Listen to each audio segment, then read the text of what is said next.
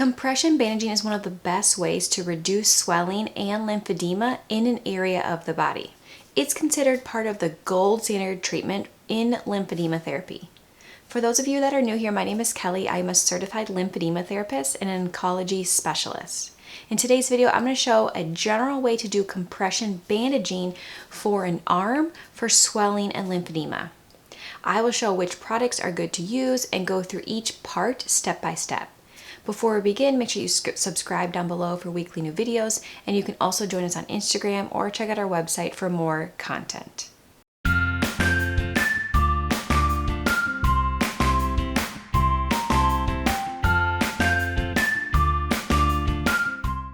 Now, having support from a certified lymphedema therapist is ideal so they can individualize this for you and add or take away any various paddings and layers. It's also important to get clearance for safety from your doctor.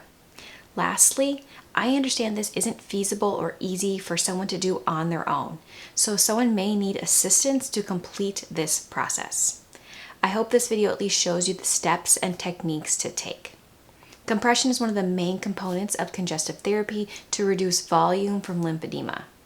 Moving into a compression garment is not going to be effective for the majority of individuals with significant swelling, as they are meant to be maintenance garments. And before we go into those, you have to reduce the swelling using compression bandaging to lower the volume, lower the size, strength of size, and then move into a compression garment. So this can be a 2-week process, it can be a 5 or 6 week process. It will be something that someone will wear these for 23 hours of the day, often just to bathe or shower, and then place back on. Someone can also take the bandages off to do lymphatic drainage before they put their bandages back on as well.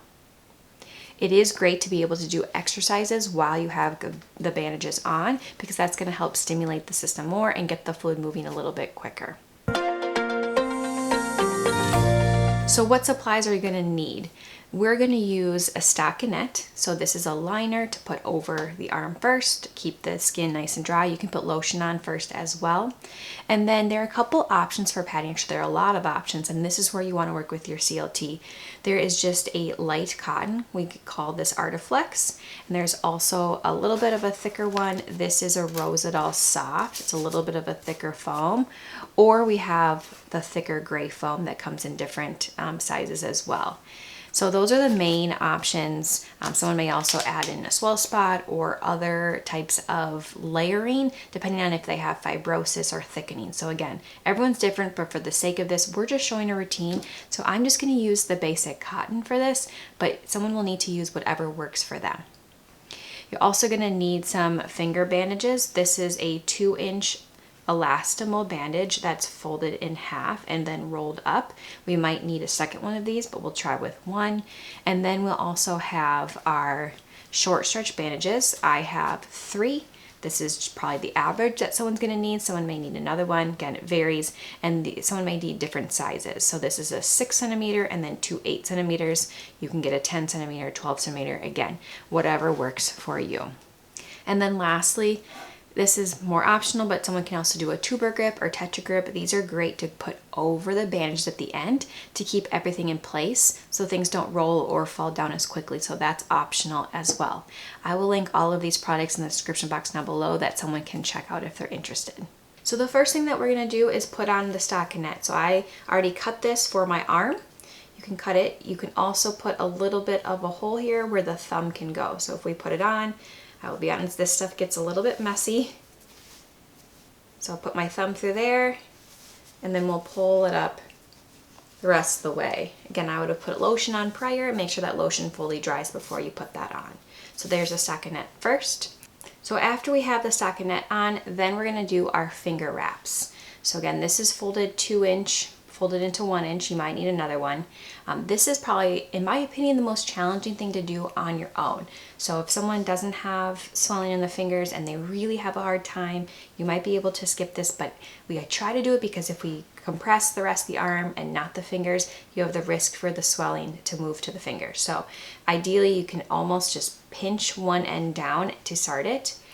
We try to think about like a snail, so it goes down on your wrist this way. If we do it this way, it makes it harder to do on your own, or if you're doing it for someone else. So I like to do it this way and anchor around the wrist first, okay? And then hopefully you can let go, and then we want to go to the fingers. So we're going to go to close to the end of the fingers. I leave just the kind of where the first crease is on the end of the fingers. You're gonna leave that open just so you can use the fingertips. And then from there, we're gonna just spiral, overlapping about halfway to the base of the hand or the base of that finger. After that, we're gonna go back around the wrist and then go to the next finger. This doesn't have to be pulled really tight. You want it, you know, have some tension on it, but it doesn't need to be pulled as tight as possible because it doesn't have the same stretch as some of those bandages do, so it won't be as comfortable. So then next finger, we went from that first crease all the way back to the base, and then when we get back to the bottom, then we can go around the wrist again and to the second finger. So I'm gonna go ahead and finish the rest of the fingers.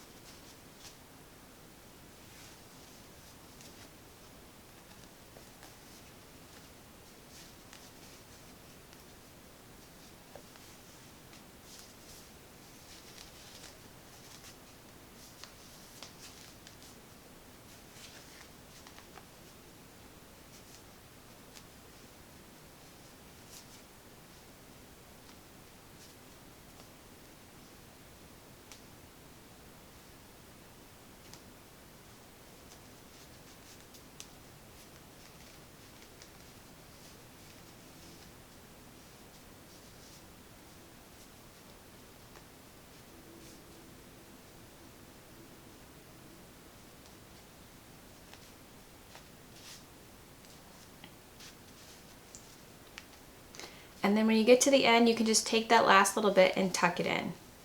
Now, if I were to do this again, I would have grabbed a second one, so I didn't have to like skimp as much a little bit on the end to have a little bit more coverage. But you get the idea. If you have two, that would probably be best, so you can really focus on good coverage. So that's the hand part. Again, base at the wrist, start at the wrist.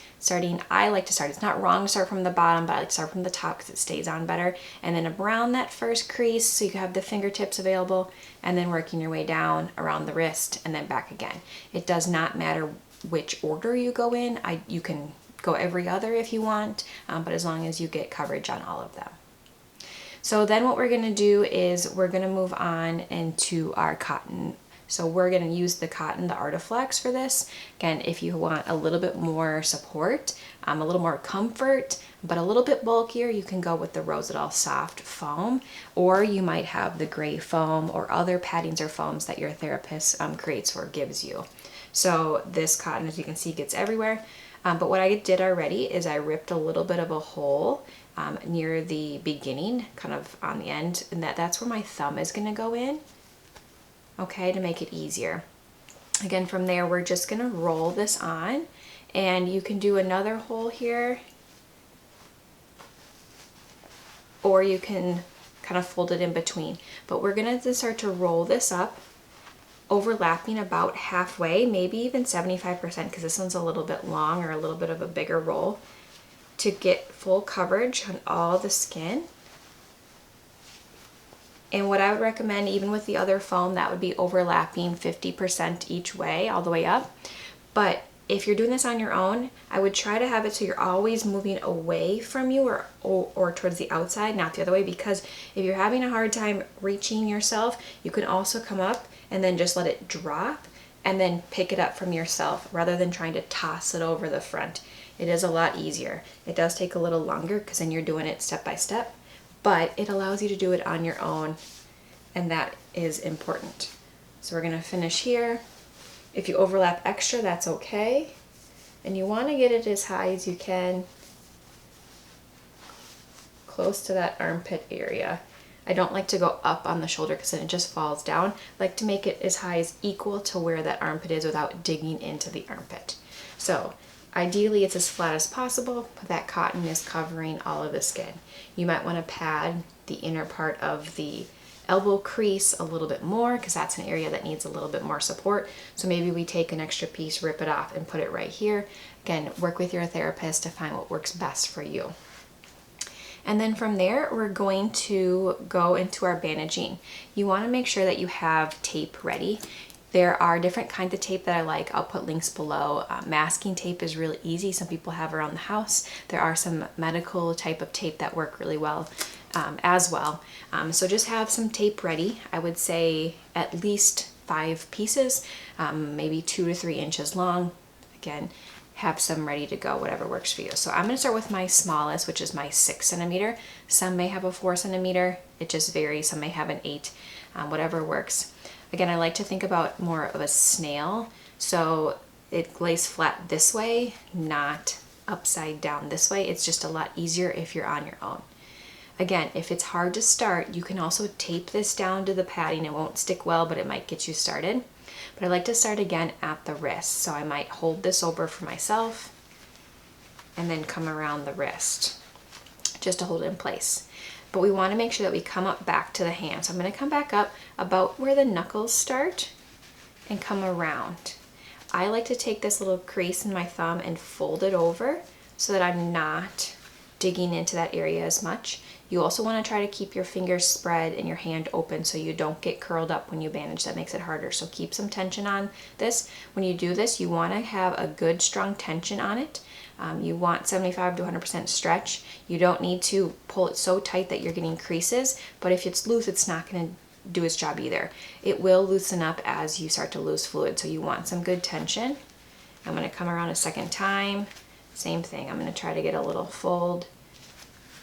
Okay, keep some tension, and then I'm going to come around. So from here, we're going to start to move up the arm. And after you've gotten your hand, make sure that you get the corners. So some people's hands are bigger and need to go around an extra time. Some are smaller and won't. It just varies. Then we're going to start to go up the arm. Now, a certified lymphedema therapist is going to do a technique that we call a herringbone, where we zigzag back and forth. I think this can be a little more complex for some. Some of you might know how to do this. Absolutely go ahead and do that. For the simplicity of someone just learning, I'm just going to say it might be easiest just to start to spiral it up. So we overlap about 50% of the width of the bandage. Again, keep that tension. And we're just going to keep the tension the whole time. You don't want to make it too loose. Keep the tension there. Spiraling up, overlapping halfway as you go up. Again, if you know your herringbone, go ahead and do that. We'll make our way up close to the elbow.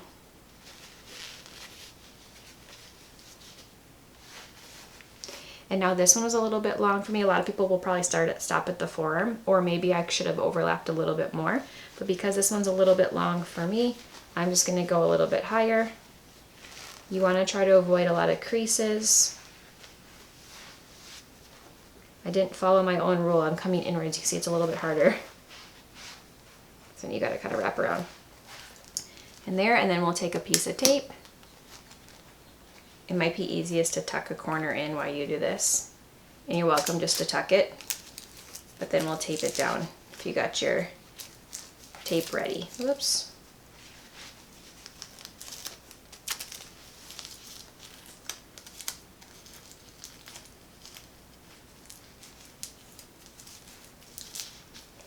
Okay, so then we're going to go on to another one. So I'm just going to use an 8, again, whatever works for someone. And you can repeat on the hand if you need to. If someone has a lot of fluid, I would, but we want a gradient pressure, so there's more compression below and then less as we get higher, so the fluid's moving up. And so we're definitely gonna overlap at least at the wrist. Repeat the hand if you need to, but let's go the correct way here, going away from us. Again, you can tape that down to start if you need to. And then we're gonna go up. Again, I would just spiral it up the second one. If you're a herringbone person, you can kind of see you come up high and then you come down low. Go up high and then you move down low. So that can be complex. Again, just spiral, overlapping halfway if this is new for you. When you get to the elbow crease, we don't want a ton of layers there because it can get irritated. So I like to have the top crease be right equal with that crease. And then I like to kind of come above it so there's not as much bulk there. And then fold it. So again, this gets harder to move and it's harder to bend on your own. So then what you can do is you can just drop it and then you can start to just fold it over. It is a little bit harder because you got that extra bulk, but it may allow you to do it on your own. Okay, and then you can have your tape ready and tape it down. I'm just gonna tuck my edge in and then we'll put tape down. Again, I would probably prefer masking tape. I just did not have any ready. Okay, so there's the second one. Again, some people who have mild swelling, that might be it. If you have a little bit more, for the third one, instead of starting at the wrist, again, you're welcome to. You might want to start more at like the forearm area, and then we're working the rest of the way up. So same thing, maybe you want to tape this one down because it's a little bit harder to hold in place. Or maybe you have help, which is great. Someone can help do this for you. And then we're going to just spiral the rest of the way up. Make sure you're keeping some good tension, trying to avoid a lot of creases. The elbow gets challenging. And when you get to a point that you have a hard time kind of getting your arm through to doing your own, just drop it. And do it the little bit of the longer way.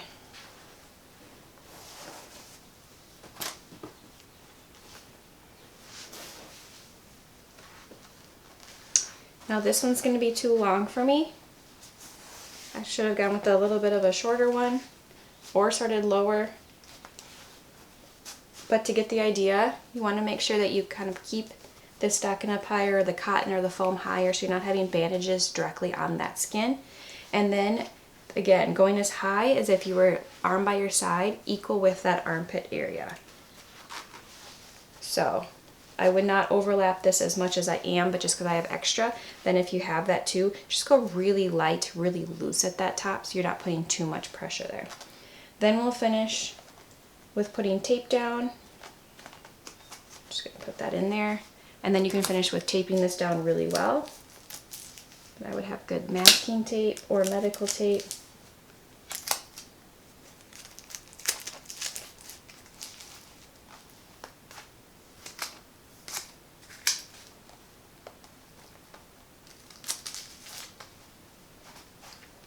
And there is the compression bandaging. If you have excess stocking at the top, you can roll that over. Again, you can also have tuber grip or tetra grip to put over the top so that this all stays in place. You want to make sure that you can fully open and close your hand. You want to make sure that you can bend your elbow, you know, to feed, taking something there. The first few are a little bit tight, but making sure that you can go all the way there so that you can do what you need to for daily tasks. This again is a really basic compression bandaging. You might have more foam, more paddings, maybe swell spots for fibrosis or stubborn areas. Work with your certified lymphedema therapist, but this is something step by step that you can do at home, or if you have a loved one, this is a way that you can help them with bandaging and following along there. So that's a full compression bandaging routine for swelling or lymphedema. I hope you all found this video helpful. Again, everyone's going to be different. I know this is challenging to do on your own. Hopefully someone can find someone to help, but I hope that helps you learn step by step on what you need to do. If you're looking for other videos related to management of lymphedema, be sure to check out the rest of my channel. And I hope you all found this video helpful, and we'll see you all in the next video. Thanks everyone.